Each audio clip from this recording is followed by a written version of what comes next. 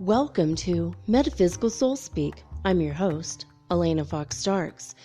Hey guys, I hope you're doing really well in this moment in time, and that whenever and wherever you happen to be in this fifth dimension, that you are keeping your sense of humor about you and your mind open. We're going through a lot right now. I mean, a lot. I was trying to make a list of all the things that we've been going through in the past couple weeks. And then I saw a meme for 2020.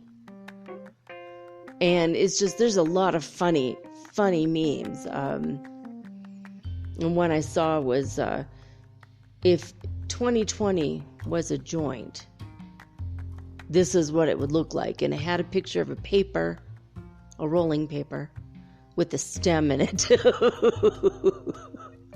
No bud, nothing, just stem. One of the comments was, you forgot to throw in a couple of the harsh seeds, which, well, if you smoke that, gives you a headache. So, yes. 2020 has been like a couple of frickin' headaches. The poles are in the middle of shifting. The magnetosphere is weak, allows for a lot of cosmic radiation coming our way. We were hit over the weekend with a big gamma pulse ray burst, I don't even know what, and 3 days of solar wind radiation as well. We just have been going through riots, I should say protests, and some riots, sure, but there's been a lot of protests around the world, and at least this, for me, I'm really happy to see some of the changes that have been taking place.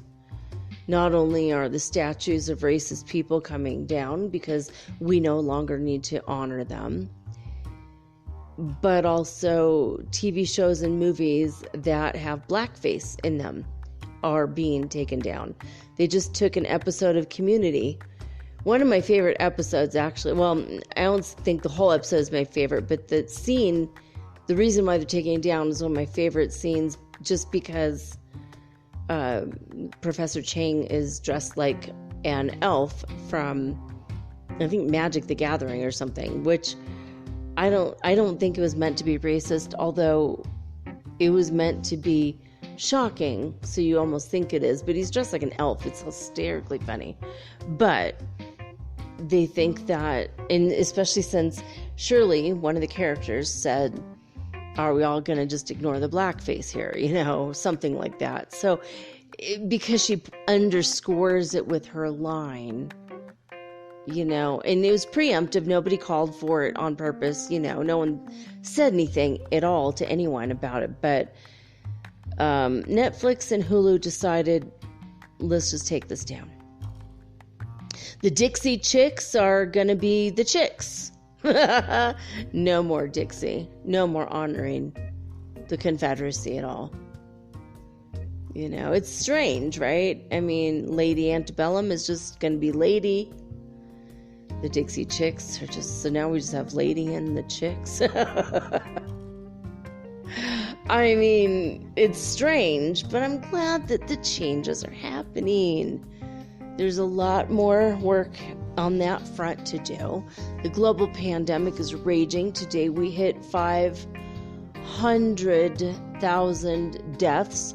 Actually, I think it's like 508,000 deaths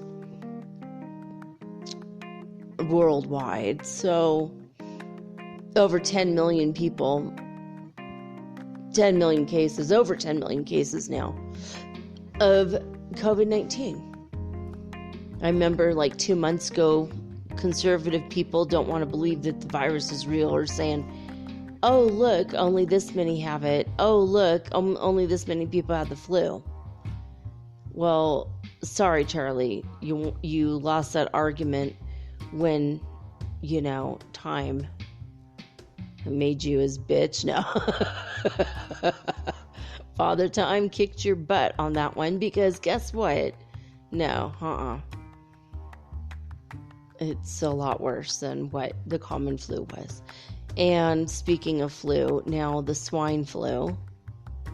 There's a brand new swine flu. I guess it's getting ready to hop species from pigs to humans, or maybe it's created from a lab and they're blaming pigs. I don't have a lot of faith or trust in this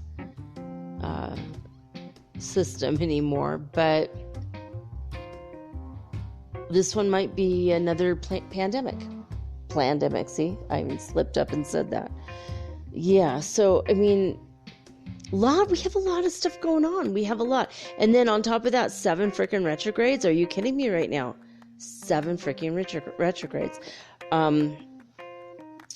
Mercury retrograde is still in effect, full swing.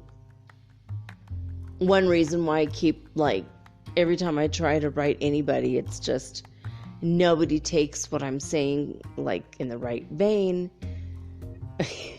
Or they will, but I'll, type 10 words and 9 of them are not just a little bit misspelled, but completely different words. I tried to type FROM, and my autocorrect changed it to getting, GETTING. How the hell does that work?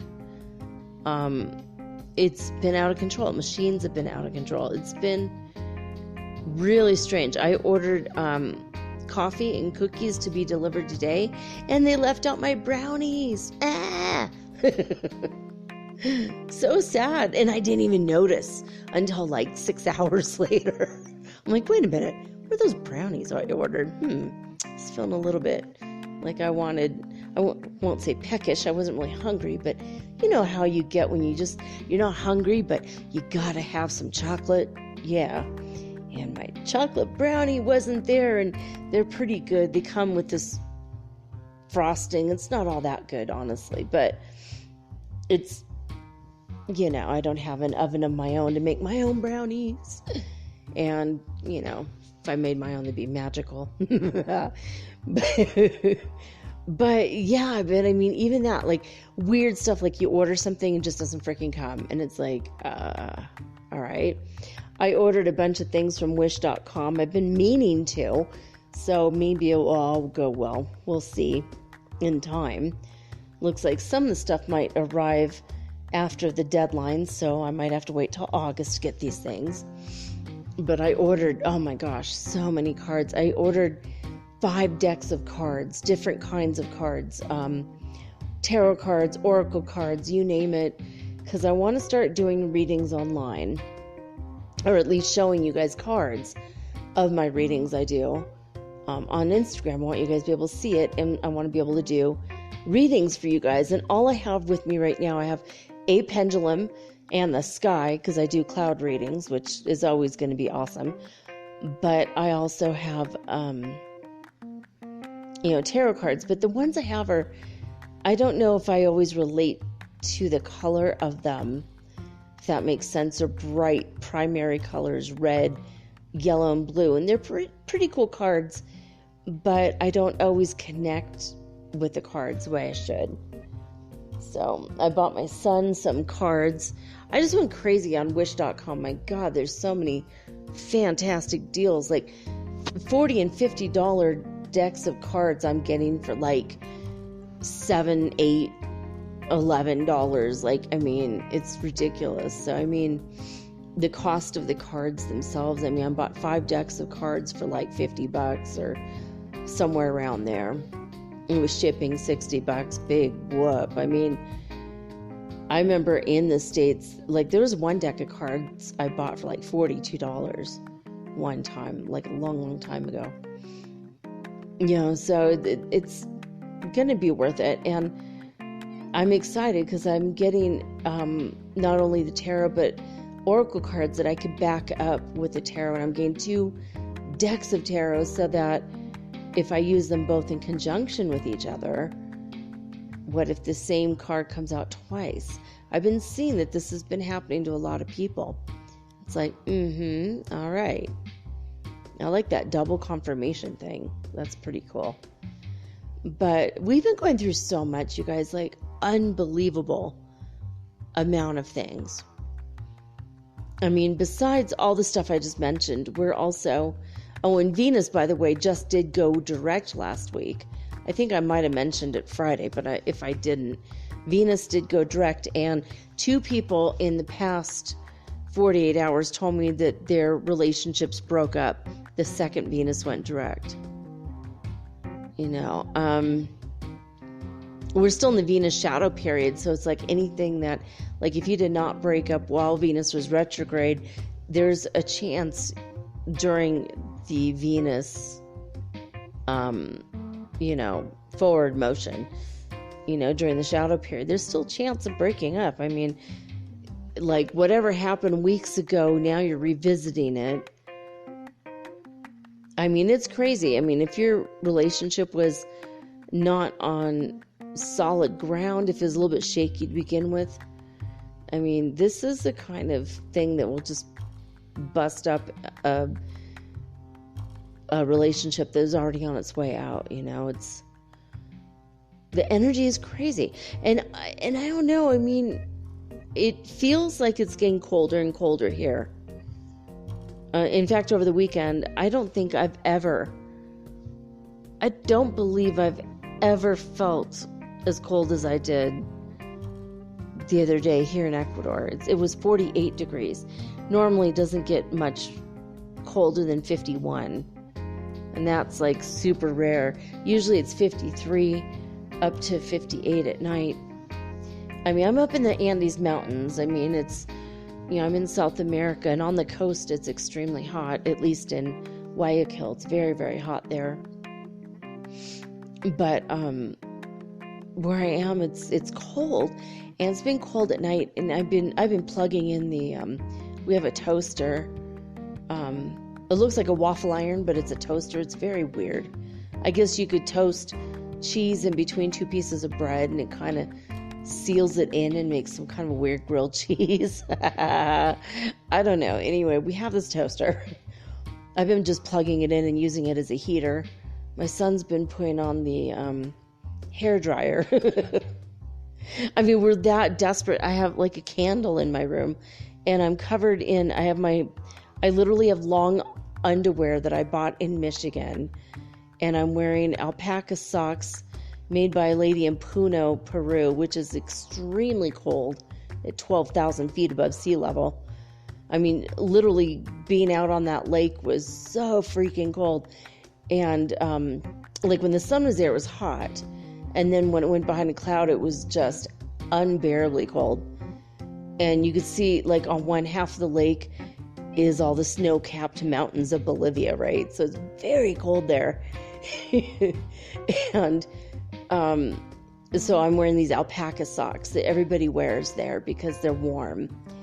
And I have a sweater that this lady made me, my favorite sweater, also again with the alpaca, and dyed alpaca wool. And then, although it might be a little bit of acrylic, but it's a really warm sweater. And then I have this very, very thick bathrobe, this full-length bathrobe, also over me, and I'm still cold. And even my nose is like cold on the end. And I have this weird feeling, guys, that the earth is going to lower its temperature by a couple degrees overall, which, 2 degrees doesn't sound like much, but if that happens on a massive scale, I mean, we could go to an ice age. We are due for an ice age. We're in the middle of pandemic. The president situation is making everyone nervous. I don't know, guys. I don't know. I hope Biden will make a great president. I hope he gets in. But if he gets in, Trump won't leave. He'll try to be a dictator because he admires the dictators in the world. I mean, even when he held up, had them throw canisters with tear gas to the protesters, walked across the street and held his hand up exactly the way Hitler did, like the exact same stance. I mean, it was creepy. I mean, in the picture, like the meme, there's a Bible in Hitler's hand, but in the actual footage or the actual picture, he didn't have anything in his hand. But it's really creepy that Trump made his hand look identical to this guy. I don't know. Hey, I just saw a fairy on my bed. Hi, waving to it. I was kind of sick over the weekend. I'm a little still sick now, a little bit. There's been some major Ascension symptoms. I don't think I have a fever, but I feel sick. And I've been coughing junk out of my lungs. My nose is feels infected. I've been coughing just in general. My throat has been swollen and sore. Headaches. I'm not normally someone who gets headaches, and I've had headaches a lot the past week or two. Even dogs are having Ascension symptoms, like the wolf dogs. Remember you guys last week I said Lobo, I think, got into a fight, and pray for him. Well, apparently he has the mange now. Oh my God, we haven't let them in 2-3 days now. Over the weekend, we're like, nope. And they just stood outside and scratched at our doors for hours over the weekend. It was absolutely heartbreaking, but I found out that mange is possible to transfer to humans, and I'm like, during the pandemic and this, no way. Sorry guys, you gotta hang out. And one of the neighbors decided to take Lobo to the veterinarian. So I don't know what's going on there. I haven't seen him all day. And so I hope he's all right.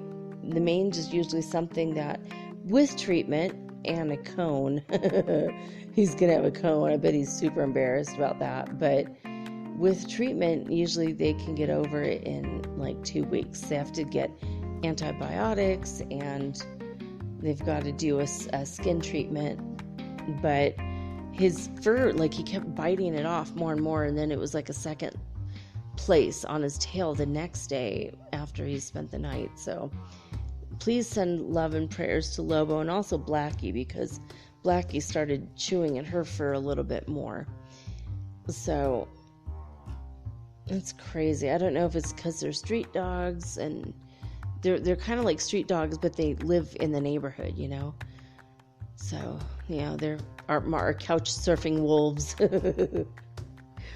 But,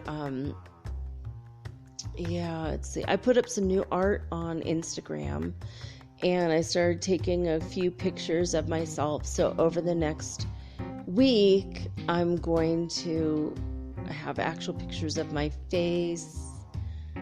But today I put up a cartoonish version of a picture of my face. So easing into it as an introvert, it's a little hard, but I am doing it. I just feel like I want to be honest and authentic and genuine, and sometimes you want to see my face. So I wanted to say thank you to Melanie, who became a show supporter. She's a listener supporter.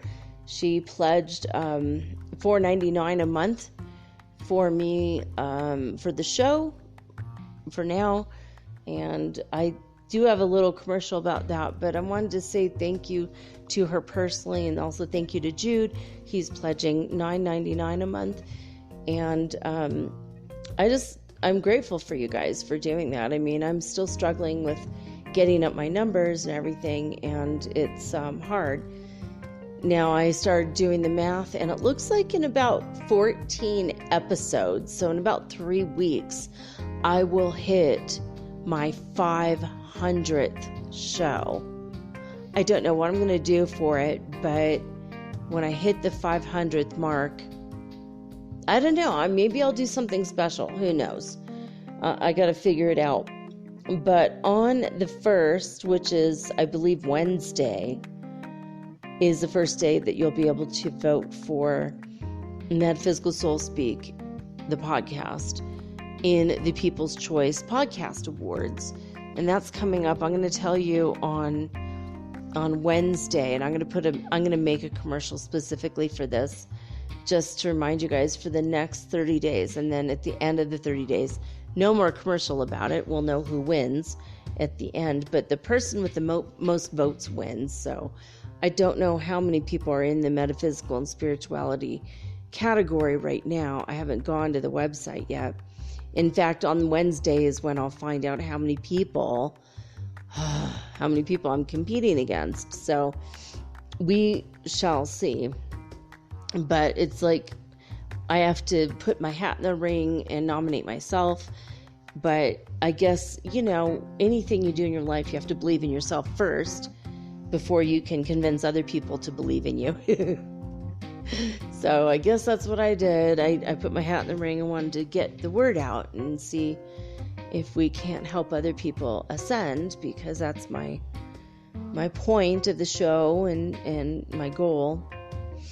But a lot of people have been writing to me, and I think it was Jasmine that said I should do a show on the hollow earth theory. And I'm like, I think I did that. And I started looking, and sure enough, I actually did. So if you're listening, October 18th of last year is when I did I think I called it the mole people and the hollow earth theory. But I talked about people living underground in general, and then the hollow earth theory was like the second half of that part of the show. So in case you're wondering about that. On the twin flame front, I have noticed a lot of physical manifestations, such as my twin flames cologne in my room early in the morning. I've started to hear his voice faintly, like hello or good morning or are you awake? Just like very simple words, like I'm telepathing with him, but then I kind of heard his voice very, very faint, like kind of slight, like did I just actually hear that or not? And every now and again I feel him touch me, like just a little finger on the forehead or something. And I smelled his cologne like 3 times. And I started walking around like smelling like the rest of my room. Maybe it's my son's cologne. No, because, it was like 6 o'clock in the morning. He was in bed asleep. He wasn't waking up to slather on cologne at 6 in the morning. That's insane. But I smelled it in my bed, and then I was walking around my room. I didn't smell it anywhere else. And later I smelled it in the hallway, but my son was still asleep. So it didn't make any sense. And yet there it was. So if you are a twin flame waiting for union, I feel like it's on its way. And it seems like it comes together, people come together in waves. And there are a lot of people will say, if it doesn't apply, let it fly, but take what resonates, and then they do these twin flame readings, card readings and the like. And I've been like, for a while I was relating to every single one of them, like, yes, that feels right, that feels right, that sounds right. And all of a sudden for 2 weeks, nothing has sounded right. Not even a little bit. None of the readings. And I'm like, what happened? This is really strange. But I feel like maybe it's hard to read. So if you're in the situation, you're waiting for your twin, it seems like this is what's happening is that we're not gonna be able to be read because we're already entering into the pre-union phase, and then so now the next group is being read more often. I don't know, it's just a weird theory I had. I don't know what's going on or how true or whatever it is, but my twin has been telepathing with me every day for months and months and months. And the other day he said that he's hoping maybe in late July or August, depending on how the pandemic goes. And so I'm like, all right, yeah, okay, sounds good. So we'll see. But it just seems like there's a lot of plans that are going astray, and a lot of strange behaviors. Like this neighbor chat, I have decided I'm not going to delete it, but I'm not going to read it either, like for a week or something, because I just can't understand or, I don't know, comprehend why. I don't know. It's just the group think. I'm not a part of that, and it's so lonely at the top when you're at the pinnacle and you're on the verge of ascending and people are still asleep. It's just like, it's ridiculously lonely here at the top of the pinnacle, right? Hector, who started listening to the show recently, he's a teenager and he lost, like his really good friend, and he's like, we were closer than brothers, and it's like, he became spiritually woke, and when that happened, all of the circumstances of the universe swirled around, and suddenly he doesn't have a girlfriend, he doesn't have a best friend, and then the pandemic happened, and he's like, whoa, changes your whole damn life when you get into the spiritual way, and it's always going to be that way, and it's always been that way for mystics and seers for thousands of years. But I'm like so cold right now. You guys wouldn't believe how much bundled up I am. I feel like taking a break and going and finding a couple more scarves and a hat. It's that cold. It's like, what is wrong? Maybe I'll take a break and go make some chicken wings. I don't have an oven, and these chicken wings are supposed to be, they're like barbecue, spicy barbecue chicken wings, and I was going to put it in. I'm like, oh yeah, you just pop them in the oven, and it's like, order them, they got here, oops, no oven, duh, we haven't bought one yet.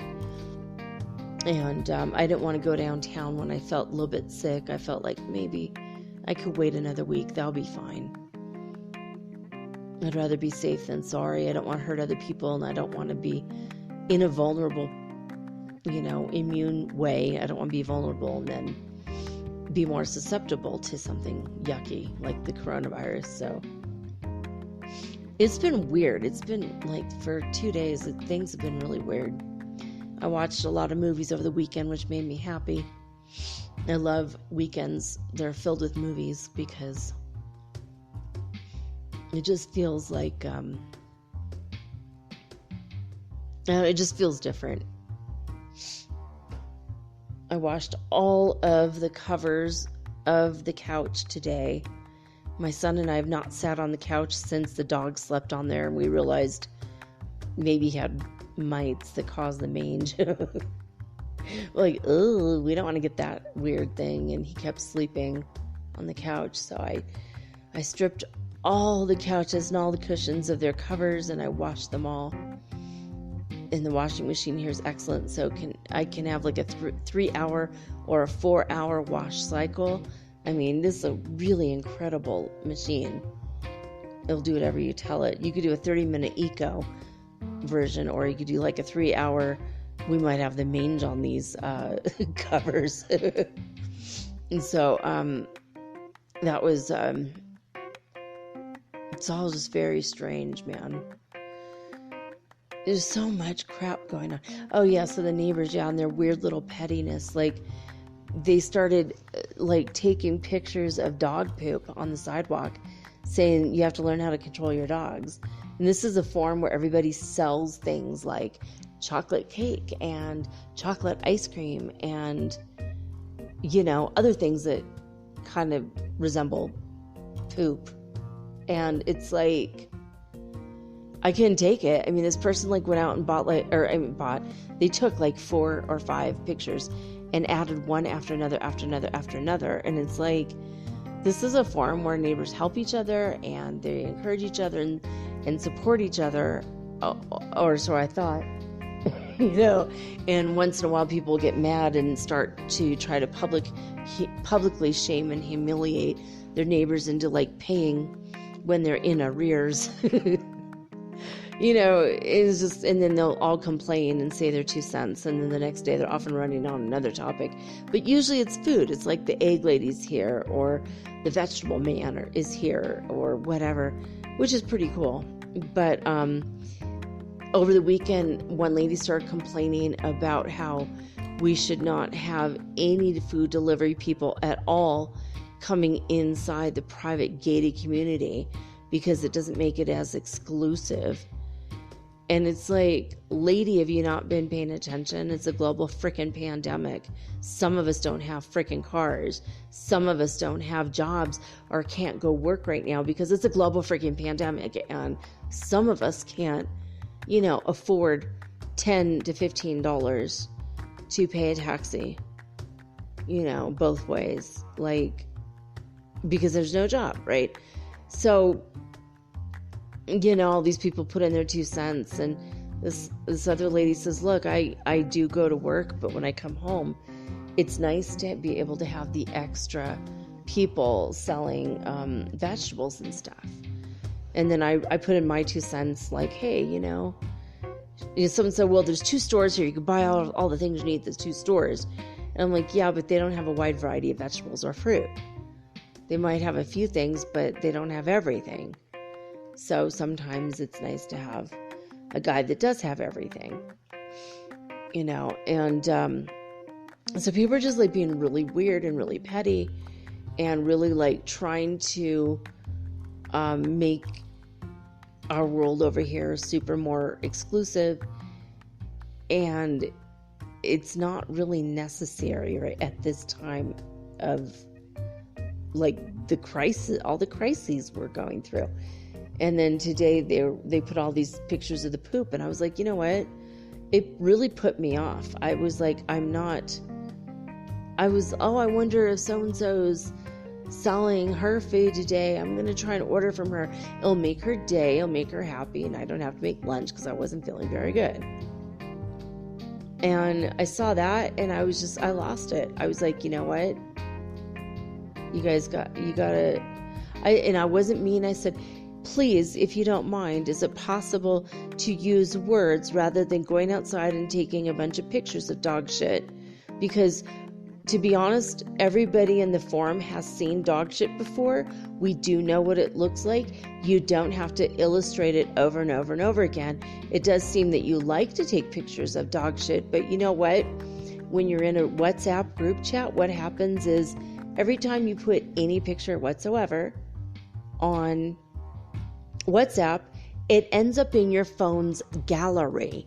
So, imagine my surprise when I try to go put up something on Instagram for my business, and I am looking at a bunch of pictures of food and dog shit, and then have to wade through that on my phone's gallery in order to get the right picture. And I said, you literally added 4 or 5 pictures of dog shit, 10 pictures in the past week of this, to 103 people's phones to shame one person into cleaning up after their dog. So, where it is, where the dog comes from.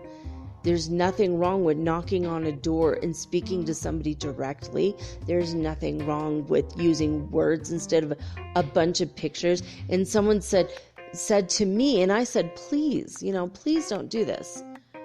I've been feeling kind of sick all day. I'm sick to my stomach, and now I can't eat. And their response was, well, fasting is good for you.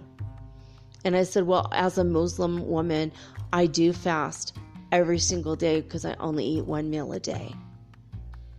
And now I can't eat today, so thank you very much. And then someone else said, well, as a Muslim, you should know about war and rabbis. And I'm like, I don't know what you're talking about, but rabbis are Jewish. And then he apologized for having an ego. And I'm like, oh my God, holy crap. He had a little teeny sliver of a spiritual awareness about him. I'm like, holy man. And then someone else said, there's no need to be violent about it. And I'm like, yeah, you know what? That is a good point. When you force 103 people to look at pictures of dog shit, followed inevitably by somebody else selling ice cream or brownies or brown food, it's like super violent. That is a form of intimidation and bullying. So you're right. Thank you for pointing that out, how violent that was. And someone else said, well, imagine the little kids having to see the dog poop on the sidewalk. And I'm like, yeah, but forcing it into 103 people's phones is different than a dog doing what a dog does on a sidewalk, right? So I made a decision today. I blocked the group chat notifications, not the whole group, but just the notifications. I blocked that for like a year. I'm probably just going to delete the full thing without even looking at it every day. I'll do that for the next week or two, or maybe eventually I'll just delete it entirely. I'll just add my son to the group. He got a SIM card today. Add him to the group so he could sell his, or try, to sell his stuff. It was just super annoying because, he made ice cream, and when he made ice cream, 2 people bought the ice cream. So he made like $6 or something out of 24 ice creams. He had to eat all of them except for 6. And then, maybe he sold 11, but half of those were for 75 cents. He lowered the price, which ended up, we were like paying 25 cents for people because super high ingredient, like expensive ingredients, because we're trying to make artisanal gourmet stuff. And then here comes this woman, like a few days later on an even colder day, and the excuse was it's too cold to eat ice cream. She sold hers for 40 cents, and people were like, ooh, I'll take 5. Ooh, I'll take 4. I'll take 3. And she sold out within an hour. And it's like, okay, so is it because we're the white people in the neighborhood? Is it because we're the new people in the neighborhood? Or a combination of the 3, or the 2 things? Her ice cream was literally the identical sticks and the identical cups, the identical color. I don't know if it's the same flavor, but the color of her ice cream was literally identical. It looked like she took a picture from inside our own freezer. And it was like funny. I've been here for 5 weeks and actually 6 weeks now, but I've only been on the group chat for like maybe 4 weeks. So for 4 whole weeks, nobody sold ice cream. That's why my son said that will be my niche. Nobody else is selling ice cream. And the minute he did, this person ran with his idea and undercut him by 60 cents with really shitty ingredients. And I'm just like, dude, the whole pettiness of that crowd, I'm just like, I'm done. At least for a while. And I even told them, I said, you put me off my lunch, and I just feel like this is like ridiculous. I feel like this form of pettiness, violence, intimidation, not violence, sorry. It wasn't no violence, but like this petty form of like judging and bullying and shaming and trying to humiliate people when there are a lot of stray dogs that live here that have nothing to do with anybody. There's no owners for them. It's like the time that they spent arguing was like 4 or 5 hours. I did not spend that much time. I spent like 10 minutes. And apparently somebody called me after they insulted me in front of everybody. Then they tried to never introduced themselves, never nothing. I don't know this person from Adam. And they tried to freaking call me on WhatsApp. And I didn't know because I was nowhere near my tablet. So I went later and I'm like, God does save me in a lot of these weird social situations. It's like, I don't hear very well. I don't understand Spanish over the phone. You know, a lot of times if I'm talking to someone, if I don't understand their accent, I can kind of tell from their energy field, if they're right in front of me, what they mean, and with hand gestures and things. I can pretty much extrapolate what someone's saying, but I'm not very good at hearing Spanish in general. But over the phone, it's freaking impossible. It's like you might as well be speaking freaking Chinese, like, or Greek or something that I don't even know. Like, I know a little bit of Chinese, actually. I don't, you know, maybe one word in Greek, but but I just can't. People are weird. They're still being weird. They're still being judgmental. They're still being asleep in petty. I was like shocked that guy even bothered to say, hey, I'm sorry, I let my ego get away with me right there. And all I had said was, rabbis are Jewish. It's like, you literally don't know anything about me. You literally don't know anything about my religion. But I was just trying to point out, raise consciousness here. Like, look, I'm sorry that this is happening, that someone has this on their sidewalk. That sucks. But you don't need to make everybody suffer when it's like one or two people. It's like, it's on this one block over and over and over again. And I feel like, why can't they go to knock on the door? Why can't they put a flyer or a little note on the door? Even a Post-it note. Clean up after your dog. Please clean up after your dog. You know what I mean? If they don't know exactly who's doing it or whose dog is doing that, it's just, oh my God, it's too freaking much time even wasted all this crap talking about it. But I don't know, guys. I'm sitting here a little bit disappointed by that. I've been crying on and off for days. I've been emotional for days, 3 or 4 days. Just, I woke up really sad today. I miss my twin flame like crazy, even though I've never met him in person. I just feel like I want to know him, even though I'm not really totally ready. I feel like in about a month, and he told me, it's telepathy we talk. He says in about a month I'll be ready. But I've been thinking about that, and things have been hitting me in different weird ways. Like today, I looked at, my friend Hamza liked my picture. He just clicked the heart. Like, he didn't say anything, he just liked it. And so I was like, oh my gosh, Hamza, my little baby brother. He's not a little baby anymore. He's in his 20s and he's married and he's got a job and he's like wearing suits and stuff. I mean, when I met him, he was walking around in long underwear because he's from Saudi Arabia and they don't have long underwear there. And he thought it was pajamas. And he was walking to class. And none of the Arabs were going to tell him.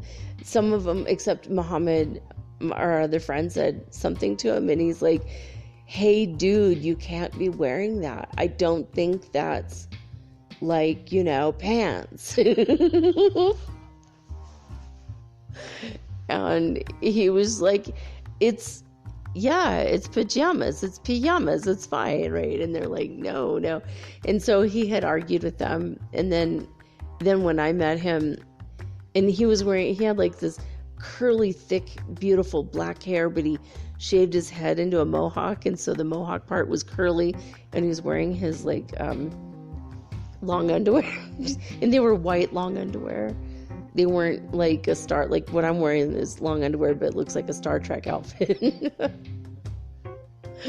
But I was like, hey, you see that hole in your pants in the front? He's like, yeah, it's kind of a cool style, right? I'm all, no, let me tell you what that's for. I told him, and he was shocked as hell, and everybody just started looking at their feet and I didn't know the rules. I didn't know how conservative they were, and I embarrassed myself and I embarrassed him, and everyone's laughing their butts off. And but that was literally the week I met him, and he was from that point on kind of like my baby brother, and he could ask me anything. Alina, what does it mean when they say booty in a song? I want to learn about the rap music, but I don't understand all the words. And my teachers can't explain it because they're old. I'm like, oh God, do I really need to explain this to you? And all my friends from Saudi Arabia, they're all virgins until they marry. And so they didn't know anything about sex or sexuality or anything. They just, it's very innocent. And he was my little baby brother. I called him that all the time. Anyway, today he posted a picture of himself in a suit, and he looked so nice, and I was like, oh my gosh, mashallah, God allowed this, that's a phrase in Islam, we always say this, God allows this, God blessed you, and look, he allowed this to happen, this wonderful thing, and he's in Sehat, which is a city in Saudi Arabia, which is a kingdom. It's so strange. There's a king. So KSA, they call it. They say, yeah, I'm flying back to KSA, Kingdom of Saudi Arabia. And so it's kind of strange they live in. But it's weird. And just the other day, 3 or 4 days ago, I came across some Saudi Arabian money that my friend had given me. And it was in my backpack. And when I moved to Colombia, I forgot to take it out. So it was weird. I just came across the Saudi Arabian money. I'm like, what the hell? and then I came across, and so I started really lamenting the fact that I'm no longer in daily contact with my Saudi Arabian friends, because when I was friends with them, my kids and I would be with them every day for 18 months or something, 12 hours a day we would spend with them. And they were the coolest people, and we really, really loved them. They were immediately extended family. We knew them forever. It was almost like they're our soulmates, our friend soulmates. And the sweetest people in the world, and just so loving and kind and generous and funny as hell. And I mean, it was endless hours of entertainment, and we learned so much about the culture and language and religion and the food, and it was really cool. It's we traveled to Saudi Arabia, but we were still in California. It was amazing. Anyway, so I started crying over that. I started crying about all kinds of things today. So I don't know about you guys. I don't know if you're going through some of this stuff, this emotional stuff. A lot of people have been very heartbroken about things from the past or things that happened recently. A lot of relationships have broken up or on the verge, fighting. I'm grateful I'm not in a relationship at this moment, even though I would have loved to have been with my twin flame already. But I'm glad that he and I are going through this astrological time separately, because I feel like that'd be the last thing we need, getting together, and then this kind of Venus retrograde and 6 other planets at the same time retrograde.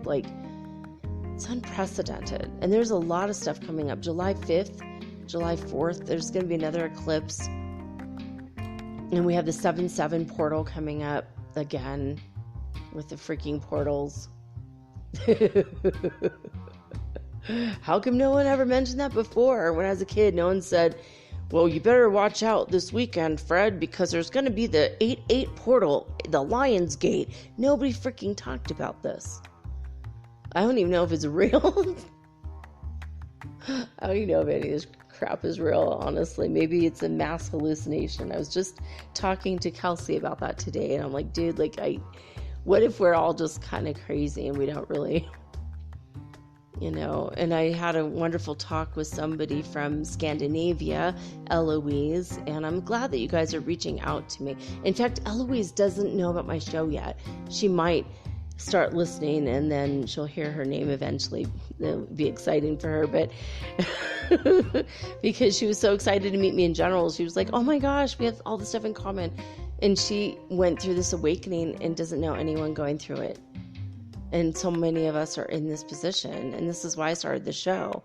And so I'm happy because I get to meet you guys and I get to talk to you about this stuff, and we don't, at least if it is a massive hallucination, at least we get to talk to each other about it.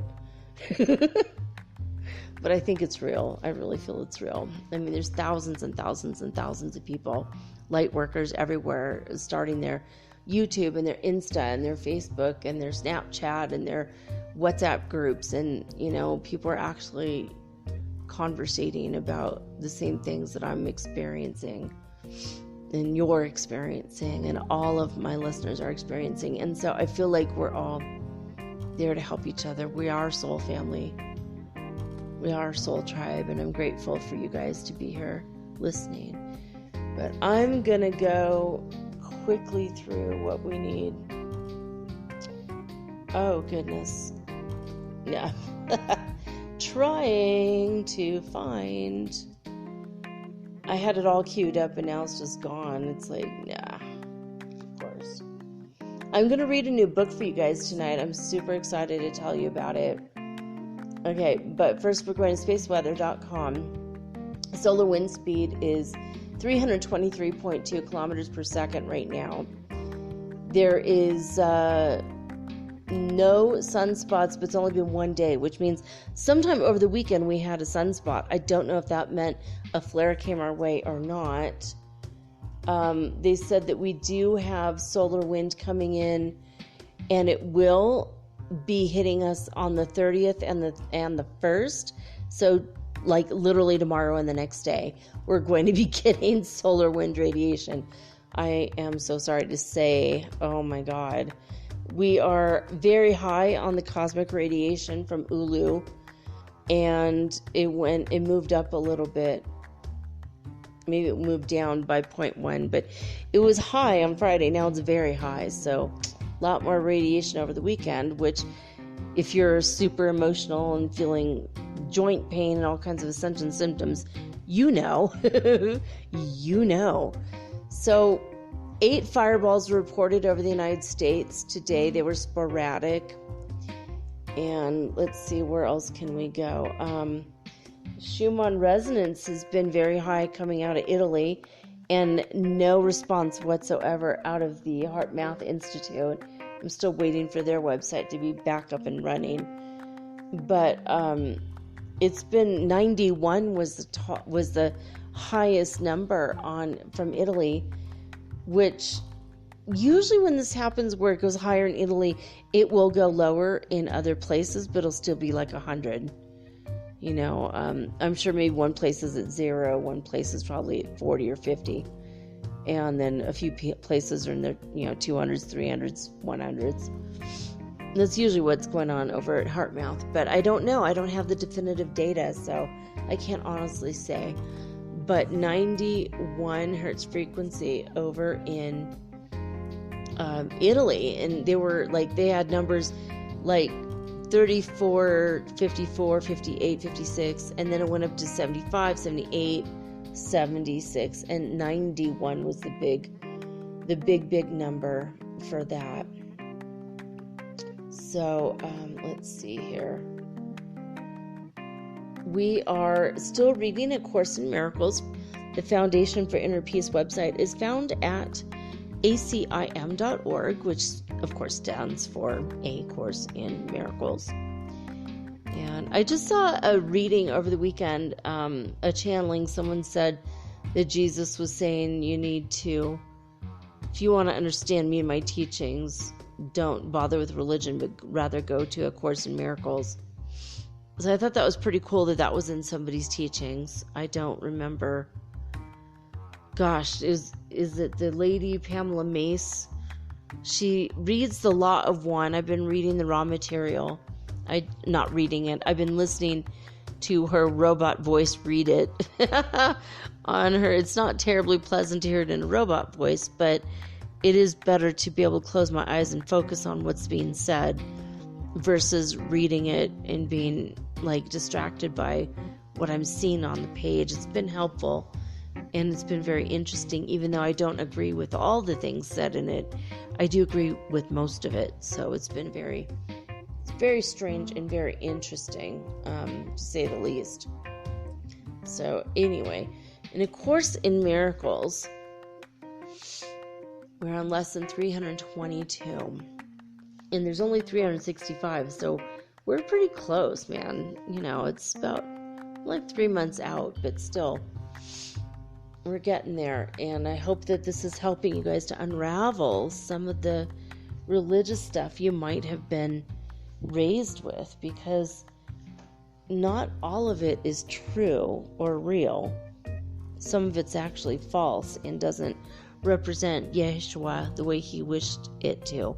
Which is why he came back and did A Course in Miracles, and he channeled through somebody who didn't even believe in God. So, very interesting stuff. Anyway, lesson 322 is this.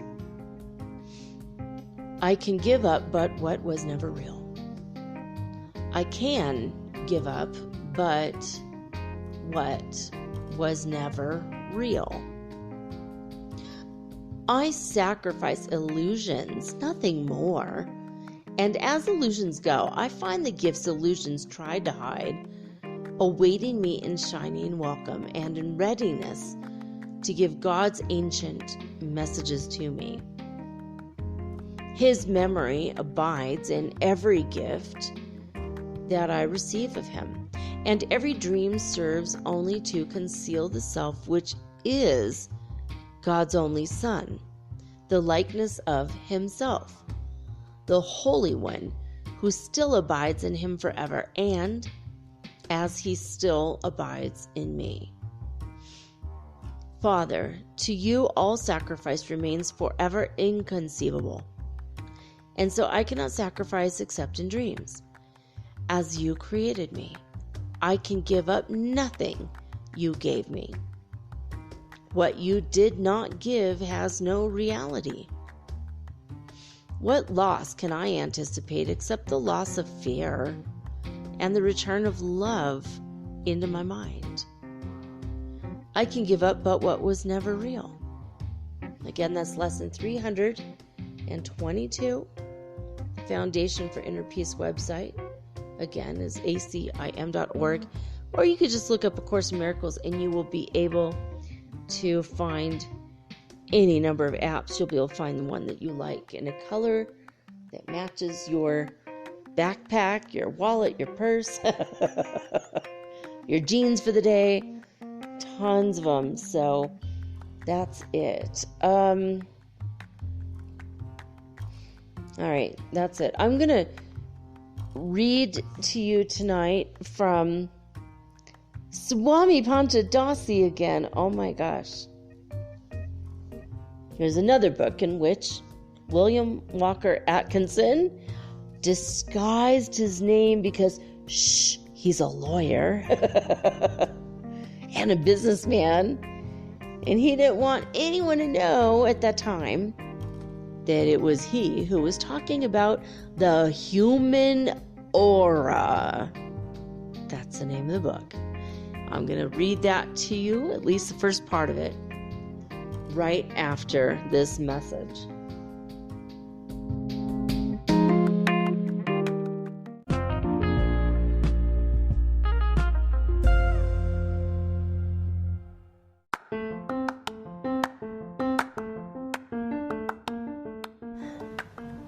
If you haven't heard about Anchor, it's high time you did.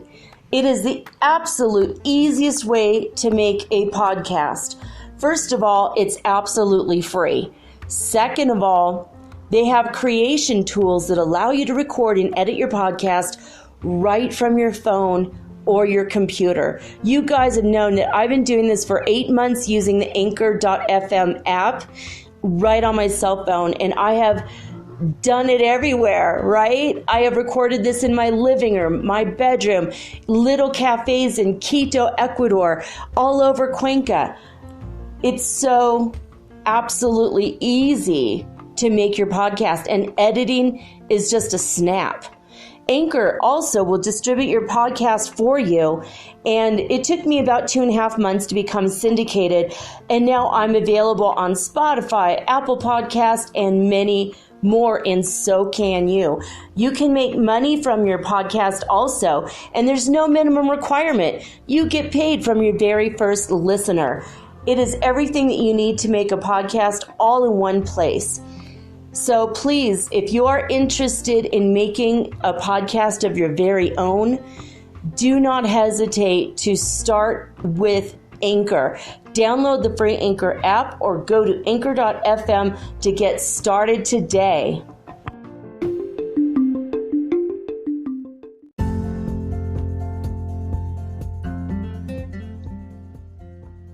All right, guys, I am excited about this book. I was trying to find a different author, and I found an amazing book by C.W. Ledbetter, who is one of my favorite old-timey authors of spiritual stuff and New Age thought, basically, but, the occult, if you will, which just means hidden things. But this book looked very interesting, and I wanted to know more about this topic the minute I saw the book. So here we go. This is really cool because it says at the top of the page, the first page, true occult knowledge gives you practical power and strength. That's true. It does. Anyway, the name of this book is The Human Aura, Astral Colors and Thought Forms. Super interesting sounding, right? I was like, dude, this is so awesome. All right, this is written by Swami Panchadasi, as we all know now. That's a pseudonym for William Walker Atkinson. But Swami Panchadasi, and it says, printed by the Yoga Publication Society, copyright 1940, and then right below that it says copyright 1912, Yogi Publication Society. So that's like a huge gap, like 30 years, like 28 years gap. That's very strange. That's a whole cycle of Saturn. It's like you're at a Saturn return, and 28 years later we're going to publish again another Saturn return. Very strange, right? Anyway, I'm going to read the contents, at least the first chapter. It says, what is the human aura? That is the very first question. The subtle, invisible emanation radiating from every individual. An ethereal radiation, the egg-shaped human nebula. Psychic atmosphere sensed by everyone, but seen by but few. The clairvoyant vision, the phosphorescent flame, and luminous cloud. The colors in the aura and what they mean, effect of mental states, emotion, and passion upon its aura. The human aura is a very important and interesting phase of every personality. The finer forces, the most powerful. So that's pretty much what we're going to go over in this beginning of our new book, which is so awesome and exciting. I love reading books to you guys. I would do it every day, but that might make for a boring podcast. So we will read a book every Monday. And this book looks like it's going to take us a while. Might take us a couple months to get through this one. And then we'll go to the next book, and I've already got it picked out. It's by C.W. Ledbetter. But I wanted to learn that one, but not as much as this one. And also, Swami Panchadasi, Mr. Atkinson, he has a couple really very interesting yoga-related, one on breath work. He's got a lot of books. So if you want to check these out, and you want to read them faster than how I'm going to read them to you, you can go to projectgutenberg.org, or maybe it's just called, it is just Gutenberg.org. This is the Project Gutenberg. They are trying to restore all the old books that are 80 years old or more, because it is important to preserve our world history. And most of these books are in English. Some are transferred from other languages to English, but they're all pretty interesting. A lot of them are not most of them are not spiritual, so it's very hard to find spiritual books. You have to look up under the search the word of the topic you're looking into. If you don't know like an author who's spiritual, then it's easier to just look up like yoga or breath work or I don't know, humility, or I don't know, auras, reincarnation, stuff like that. All right, so okay, here we go. Let's get to it. Chapter 1. What is the human aura? The above question is frequently asked. It doesn't say by. Why doesn't it say by? The above question is frequently asked the student of occultism by, there we go, someone who has heard the term, but who is unfamiliar with its meaning. Simple as the question may seem, it is by no means easy to answer it, plainly and clearly in a few words, unless the hearer already has a general acquaintance with the subject of occult science. Let us commence at the beginning and consider the question from the point of view of the person who has just heard the term for the first time. The dictionaries define the word aura as any subtle, invisible emanation or exhalation.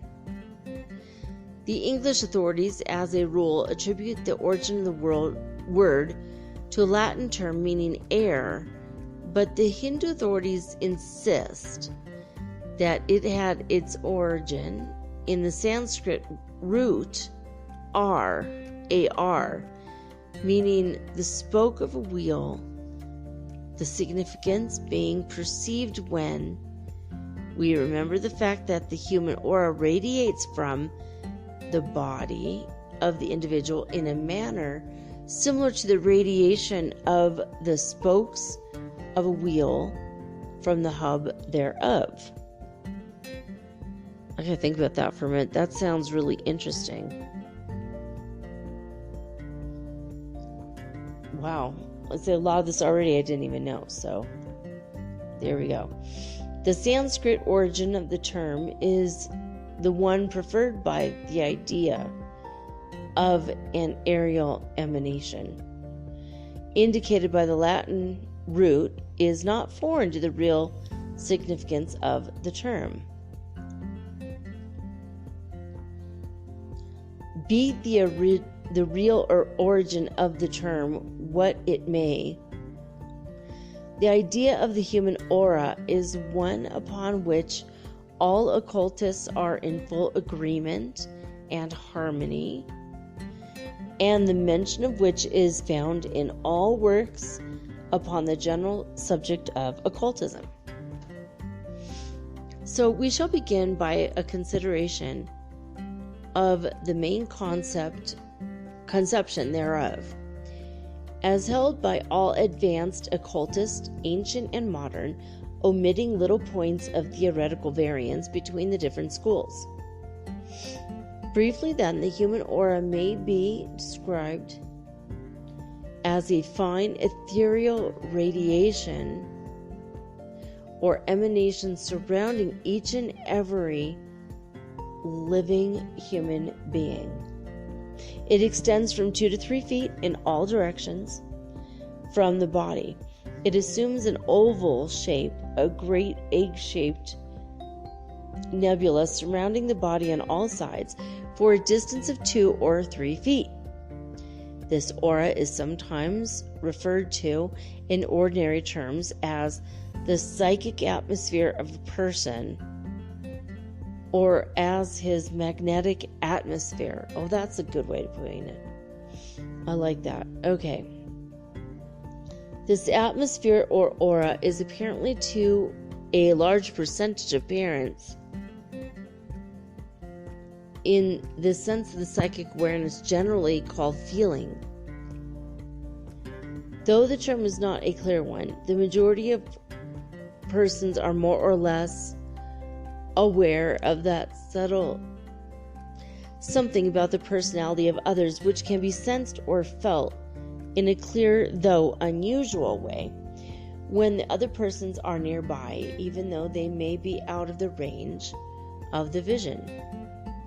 Being outside of the ordinary range of the five senses, we are apt to feel that there is something queer or uncanny about these feelings of projected personality. But every person deep in his heart knows them to be realities and admits their effect upon his impressions regarding the persons from whom they emanate. Even small children, infants even, perceive this influence and they respond to it in the matter of likes and dislikes. That reminds me of a baby on Facebook. It makes no sense, but that's what that reminded me of. That's kind of weird and funny, isn't it? All right. But human testimony regarding the existence and character of the human aura does not stop with the reports of the psychic senses to which we have just referred. There are many individuals of the race, a far greater percentage than is generally imagined, who have the gift of psychic sight more or less developed. Many persons have quite a well-developed power of this kind who do not mention it to their acquaintances for fear of ridicule or of being thought queer. Had a different meaning back then, right? He keeps saying it. In addition to these persons, there are here and there to be found well-developed, clear-sighted, or truly clairvoyant persons whose powers of psychic perception are as highly developed as are the ordinary senses of the average individual. And the reports of these persons, far apart in time and space, though they may be, have always agreed on the main points of psychic phenomena, particularly in regards to the human aura. To the highly developed clairvoyant vision, every human being is seen as surrounded by the egg-shaped aura of 2 or 3 feet in depth, more dense and thick in the portion nearest the body, and then gradually becoming more tenuous, thin, and indistinct as the distance from the body is increased. By the psychic perception, the aura is seen as a luminous cloud, a phosphorescent flame, deep and dense around the center, and then gradually shading into indistinctness towards the edges. As a matter of fact, as all developed occultists know, the aura really extends very much further than even the best clairvoyant vision can perceive it, and its psychic influence is perceptible at quite a distance in many cases. In this respect, is like any flame on the physical plane. It gradually fades into indistinctness. Its rays persist far beyond the reach of the vision, as he may be proved by means of chemical apparatus, etc. To the highly developed clairvoyant vision, the human aura is seen to be composed of all the colors of the spectrum, the combinations of colors differing in various persons, and constantly shifting in the case of every person. These colors reflect the mental, particularly the emotional, states of the person in whose aura they are manifested. Each mental state has its own particular combination, which formed from the few elementary colors, which represent the fairy. Oh my gosh, I'm so distracted by the cosmic energy I could barely see the page. Okay, hold on a minute. I'm gonna pause this for a second and see what happens. Oh no, it says stop, not pause. So I have to go right to the app itself. Hold on, right here. Oh, that was so strange. It's like I couldn't focus. I couldn't keep my eyes on the page. I started fading in and out for a minute. I started seeing things that weren't there. Or maybe they were there. And just now I shut my eyes, took a deep breath, and I started, it's like all these light codes are coming right now, and I had to integrate them and just let the energy go, and quickly nodded off for a second. And I'm looking at the time. Literally, it was maybe 3 seconds. And have you guys ever seen visual snow, where it's like static electricity from an old-fashioned TV? I saw the opposite of that, like the negative of that. All black field with white spots versus a white field with black spots. And then all of a sudden I just like, boom, okay. Now I'm here. I didn't sleep for 2 hours or anything, what's happened in the past, but I was able to, I don't know, I guess catch it. We'll see. We'll see how I do, but that was very, very weird. Anyway, let me see where we're at. Where were we? I know I said the word fairy, and it was like, that wasn't even on the page. Like, what?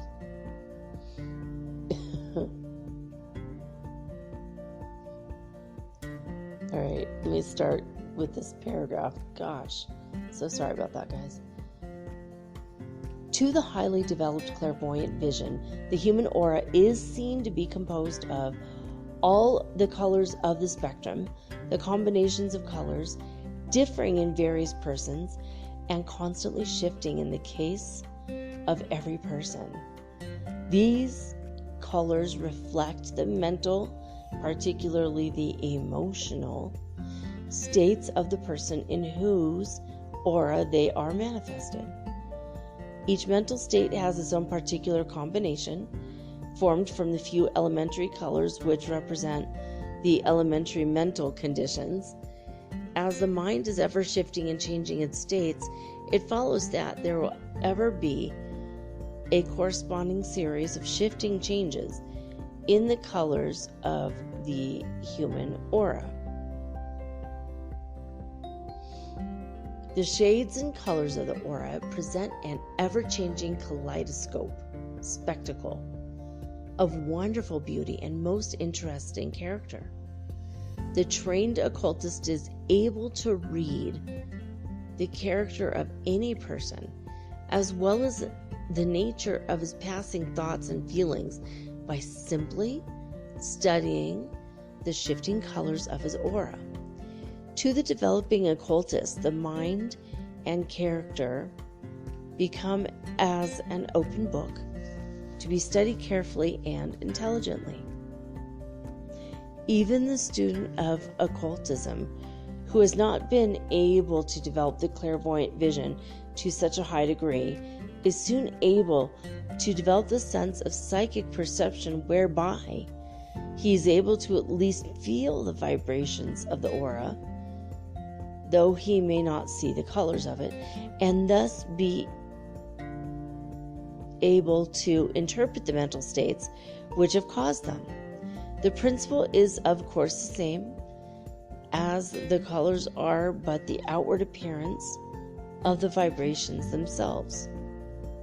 Just as the ordinary colors on the physical plane are merely the outward manifestation of the vibration of matter, but it must not be supposed that the human aura is always perceived in the appearance of a luminous cloud of ever-changing color. When we say that such is its characteristic appearance, we mean it in the same sense that we describe the ocean as a calm, deep body of greenish waters. We know, however, that at times the ocean presents no such appearance, but instead is seen as rising in great mountainous waves, white-capped and threatening the tiny vessels of men with its power. Or again, we may define the word flame in the sense of a steady, bright,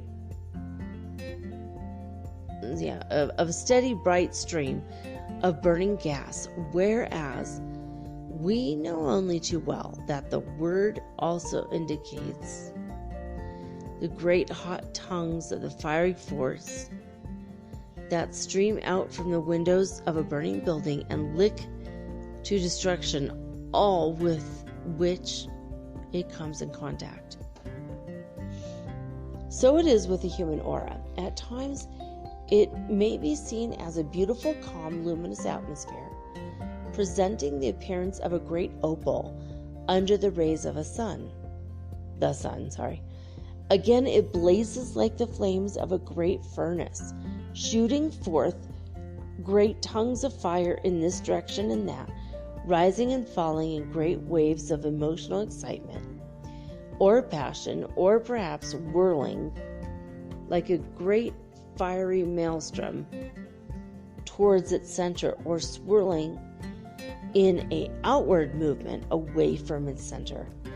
Again, it may be seen as projecting from its depths smaller bodies or centers of mental vibration, which, like sparks from a furnace, detach themselves from a parent flame.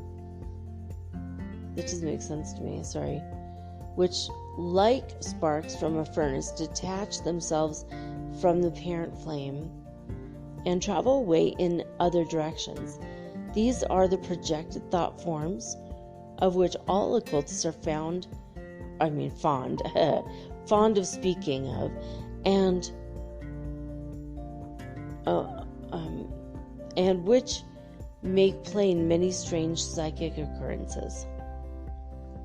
So it will be seen the human aura is a very important, interesting phase of the personality of every individual. The psychic phase of man is as much the man himself as is the physical phase, the complete man being made up of the two phases. Man invisible is as much the real man as is man visible. As the finer forms of nature are always the most powerful, so is the psychic man more potent than the physical man. In this book, I speak of the human aura and its colors as being perceived by astral or clairvoyant vision, for this is the way in which it is perceived and studied by the occultist. The occult teaching is that in the evolution of the race, this astral vision will eventually become the common property of every human being. It so exists even now and needs only development to perfect it. Well, that's pretty cool. But modern physical science is today offering collaborating, but it says corroborative. Oh, there it is. Modern physical science is today offering corroborative proof, though the same is not needed by the occultist who has the astral vision, to the general public of the existence of the human aura. In Europe, especially, a number of scientists have written on the subject of the aura and have described the result of the experiments in which the aura has been perceived and even photographed by means of fluorescent screens, such as are used in taking X-ray photographs, etc. Leading authorities in England, France, and still more recently in Germany have reported the discovery, and there's like an exclamation point in parentheses there, of a nebulous, hazy, radioactive energy or substance around the body of human beings. Wow. In short, they now claim that every human being is radioactive and that the auric radiation may be registered and perceived by means of a screen composed of certain fluorescent material interposed between the eye of the observer and the person observed. This aura, so discovered, exclamation point in parentheses, by the scientists, is called by them the human atmosphere, and is classified by them as similar to the radiations of other radioactive substances.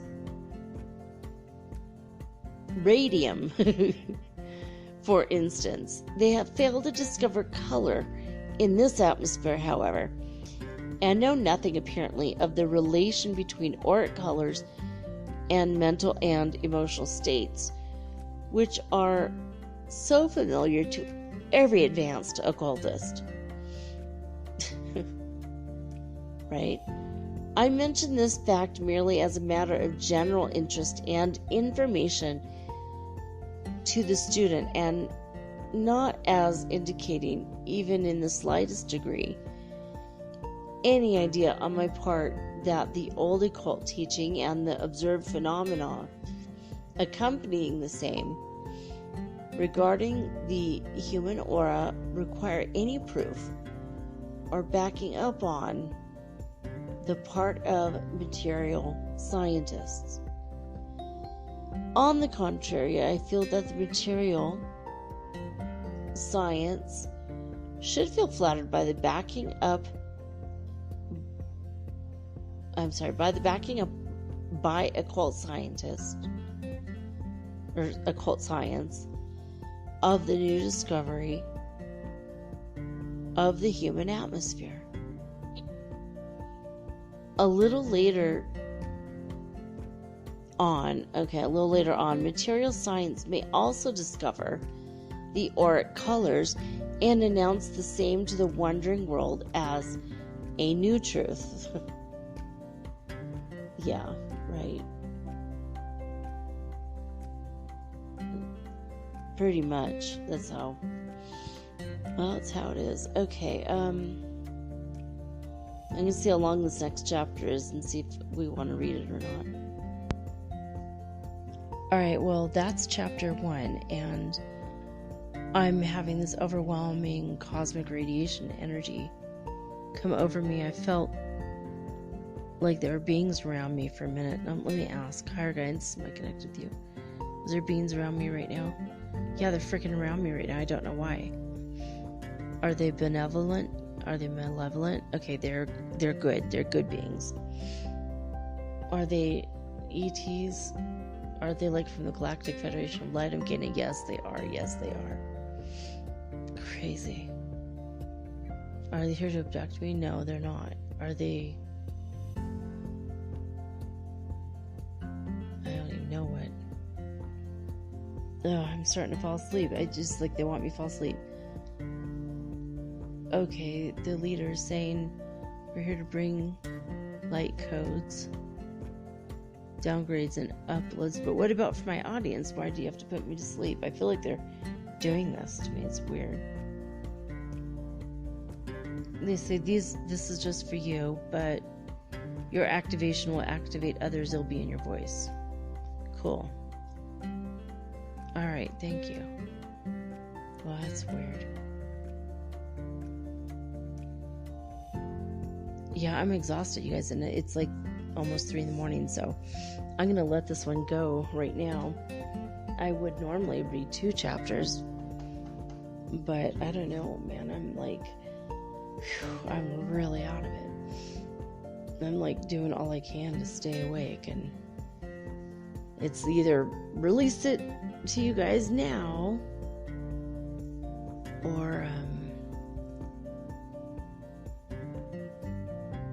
okay, now they're saying okay, fine.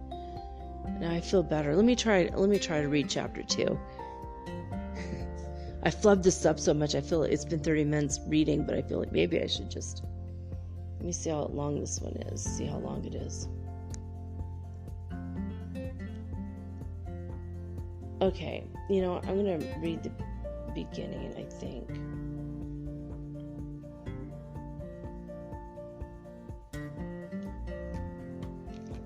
Oh, no, that's chapter 3, so darn it.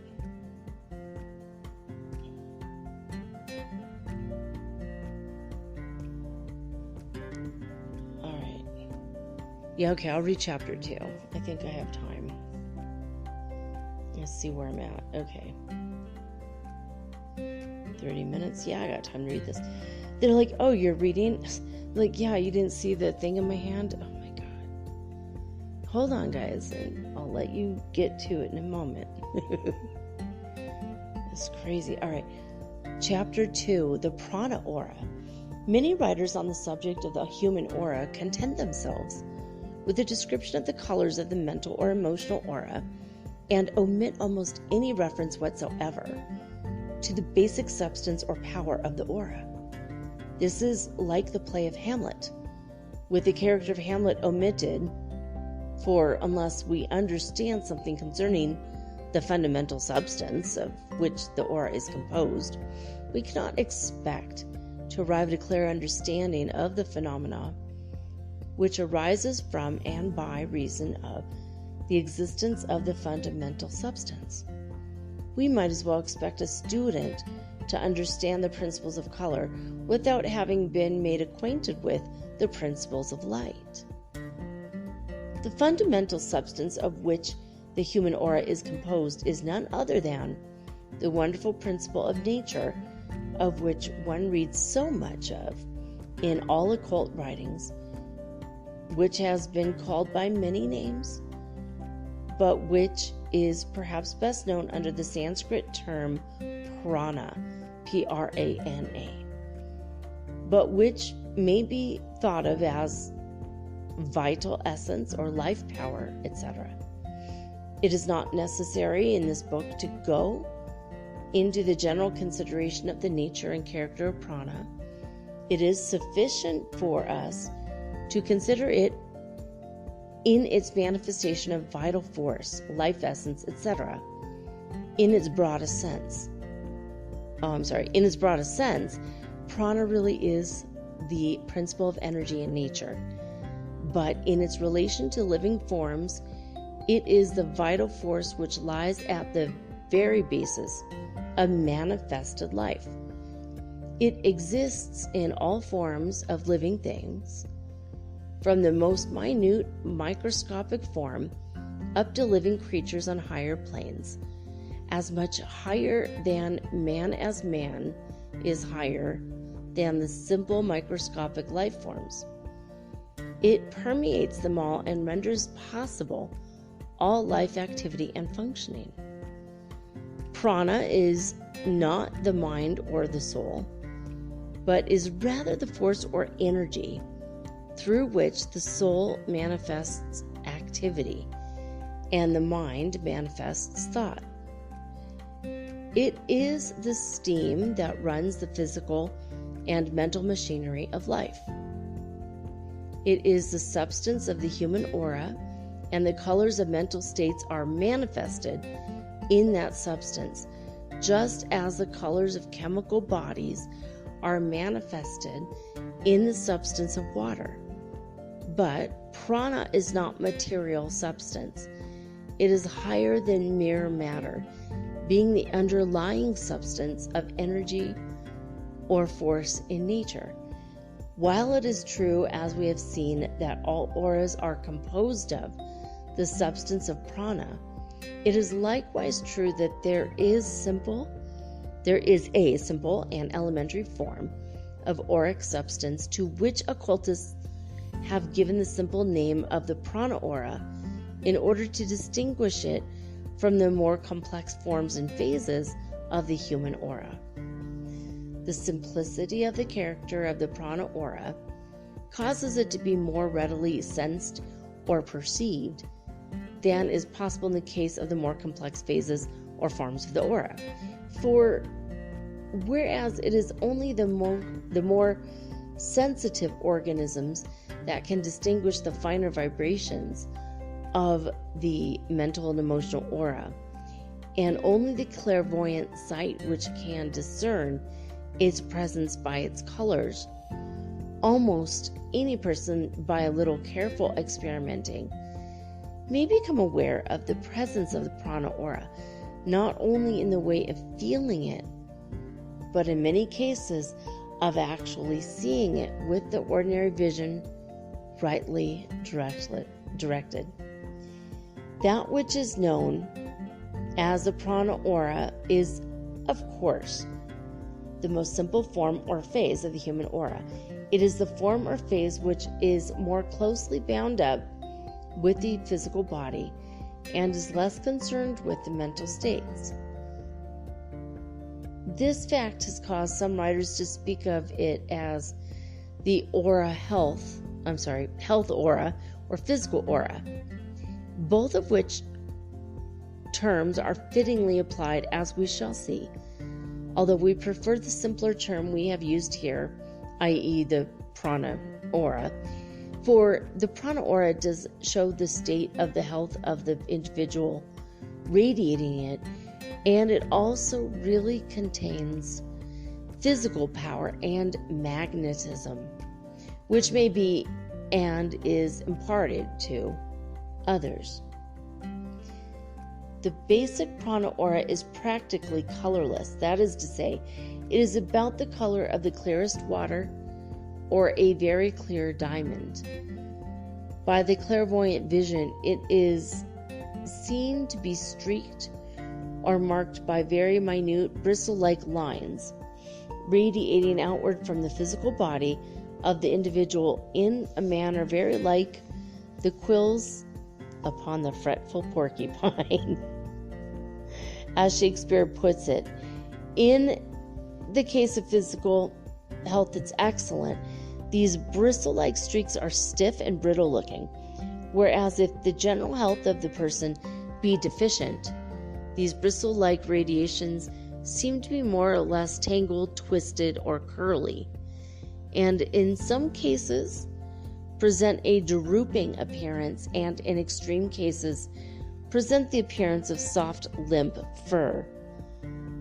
Okay, this is getting weirder and weirder. Let me check my... Yeah, I'm still plenty of time. Okay.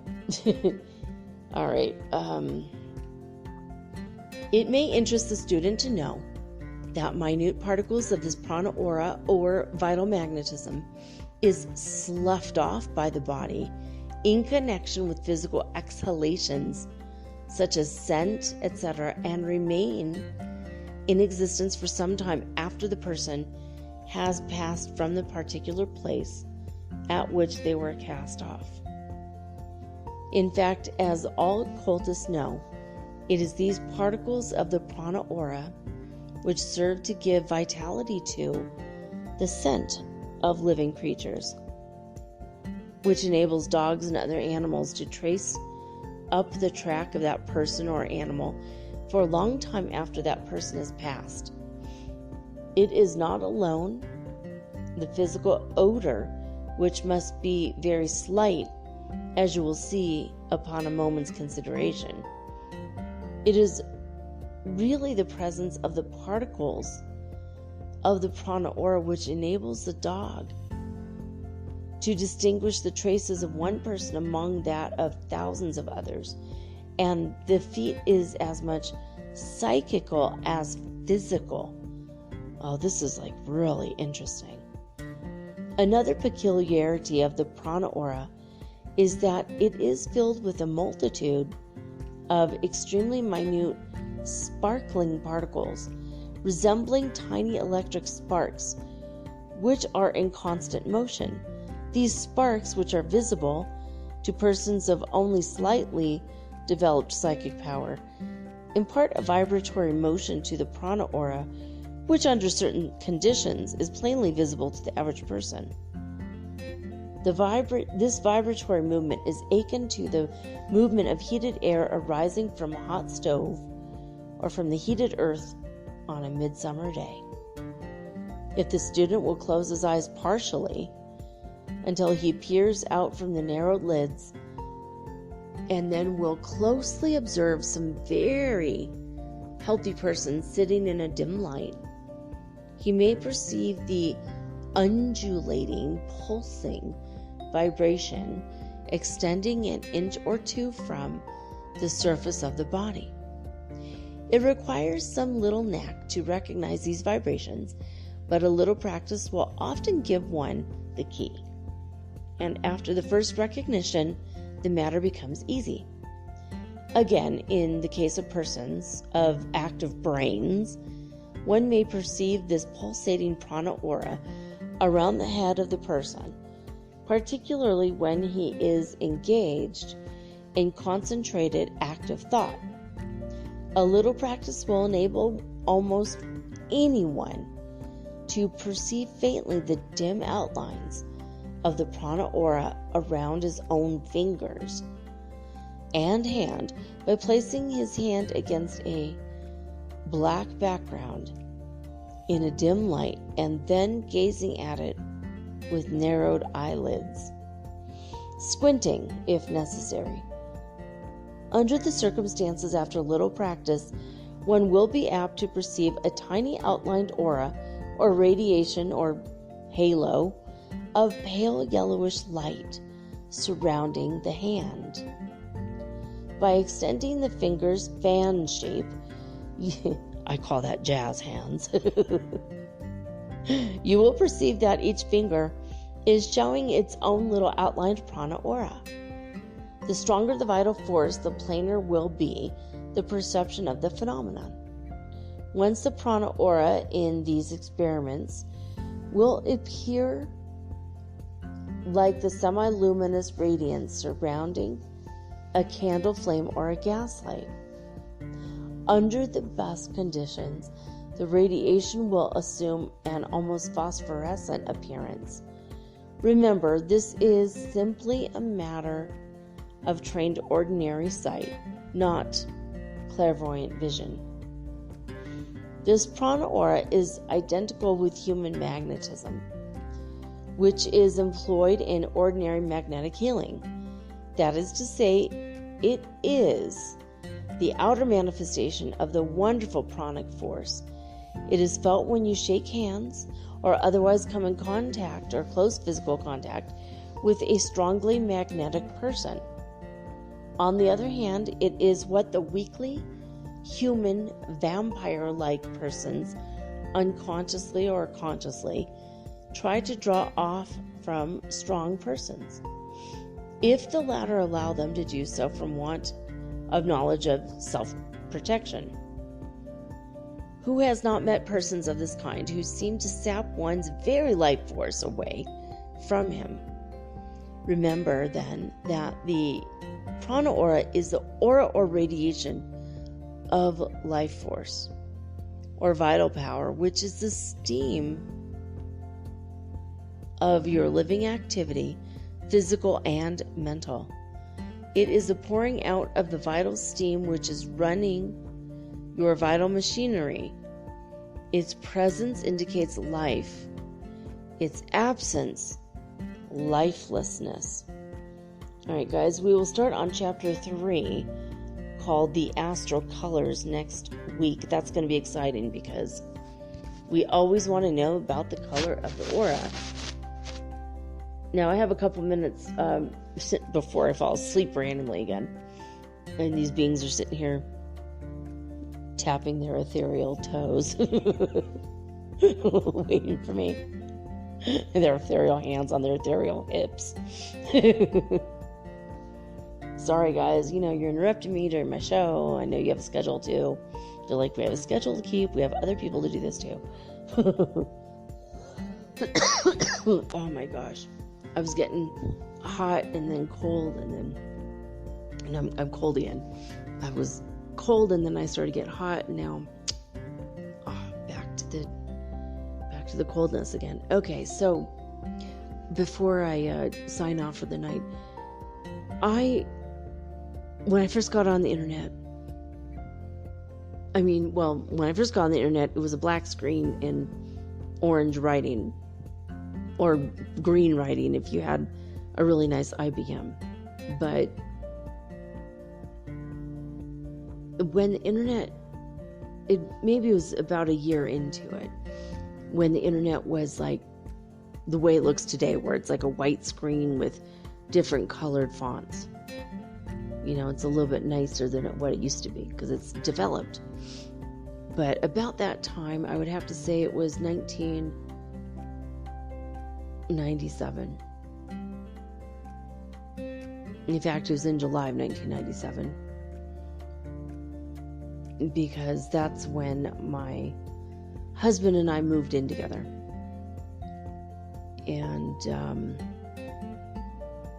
we started having these conversations, and we got really wrapped up in the stuff about the aura, about all kinds of things. And we started looking up things about Kirlian photography, Kirlian.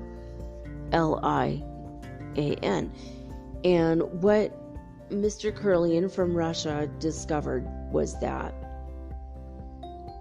plants have an aura, like a prana aura.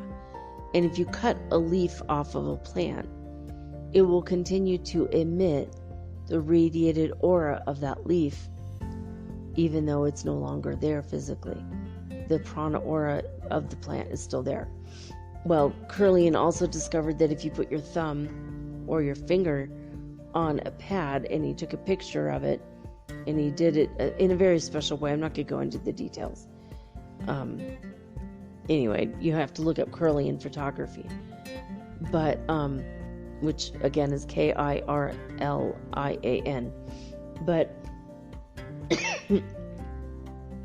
he discovered that if you have a very weak aura, that you're sick. And he got to a point where he could tell you where you were lacking and what part of your body systems. And he got very good at this, and he became very famous. He literally photographed the very first auras ever, but it was a prana aura. Anyway, I wrote to him. I don't remember what I said to him, but when I first got the internet and it was just super new and super exciting, I started writing to people who kind of had shaped my life in one way or another. I mean, him to a much lesser extent, but his stuff was super cool. So I just wrote him and said thank you for his research, and the world is grateful for his contribution, and I'm grateful that I have the opportunity in the new modern era, 1997 modern era, to be able to come across his email and to send him an email. And I thanked him for everything, and that I'm a student of the occult, and that I'm going to learn and grow in every way I can, and that his information was a part of my training, basically. Anyway, he wrote back. So that, long story short, I wrote to Dr. Kirlian, and he wrote back. And, basically he just said thank you, but we had like a little conversation, and it was like really cool. But anyway, Kirlian photography deals with prana aura. So if you look it up, you'll see exactly what I mean. And you'll be able to see what prana auras look like directly, because he captured it on film repeatedly so you can see. So he had people that were sick and didn't tell him, and he would like image their prana aura, and he would say, oh yeah, look, you're sick in this one area. And they'd be like, yeah, oh my God, how did you know, right? Because the prana aura doesn't lie. If it's starting to dim and, like you said, looks like fur, obviously, then that means that you're not in very good health, not in very good shape. But the more hardy and robust you are, your aura around your thumb or fingers it's going to be pretty huge, actually. So I just want to mention that because I thought it was pretty cool. Obviously, Mr. Curlian came along long after this book was published in 12 and then 40 somehow. But anyway, I just wanted to give you a little bit extra thing to think about right there. I'm starting to fall asleep again. I feel like these beings are like, wrap it up. All right, I gotta go. I guess get abducted. I don't know. They said we're just gonna give you light codes and stuff. So I gotta go sleep so they can give all that to me. Well, if they're giving it to me, that means if they're like Santa Claus, they'll be hitting your house sometime tonight too. But I feel like all of us are getting this, I don't know, they're saying it's not us. We're not like Santa Claus. There's beings around all of the light workers right now. So I guess you guys are going to go to bed, not listen to me until tomorrow. Maybe that's what's going on. But anyway, thank you guys for putting your continued faith in me and my show. And I'm sorry these nappy nap times keep happening. Very crazy. But I love each and every one of you, and I wanted to thank you for everything. So that's it for right now, guys. I'm signing off with peace and joy and the high vibes of the Holy Fifth Dimension. Until next time, guys. Oh, right, which is tomorrow, with all unique and original programming, just like always. Anyway, until next time, guys. Peace.